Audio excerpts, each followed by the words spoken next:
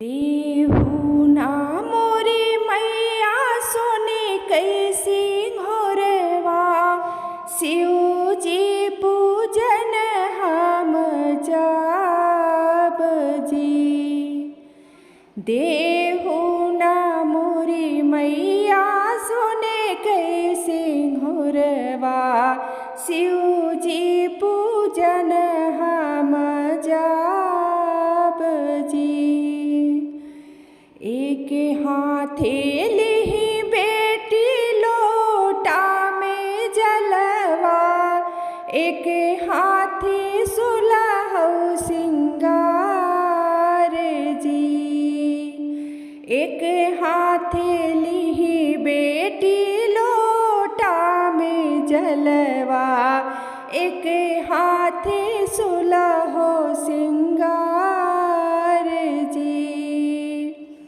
एक बना गईली दूसरे बना गईली, तीसरे में शिव जी के घर जी। एक भावर घुमली दूसरे भावर घुमली, तीसरे में शिव जी तैयार जी। एक भावर घुमली दूसरे भावर घुमली, तीसरे में शिव जी तैयार जी। जवन मगन सीता मंगब्यू तुहीन, उहाई मगन हम देव जी। जवन मांगन सीता मांगहु बेटी, तवन मांगन हम देव जी।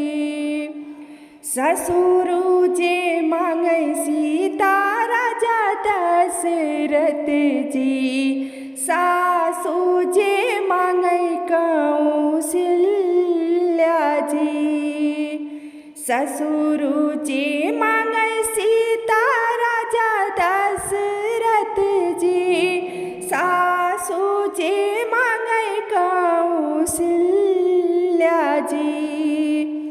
देवराजे मांगै सीता भरत लखन जी, पति जे मांगै रघुबर राम जी।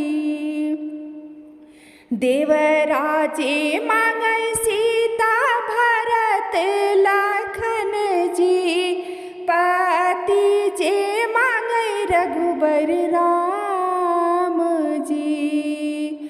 देहु ना मोरी मैया सुने कैसी घोरवा, शिव जी पूजन हम जाब जी।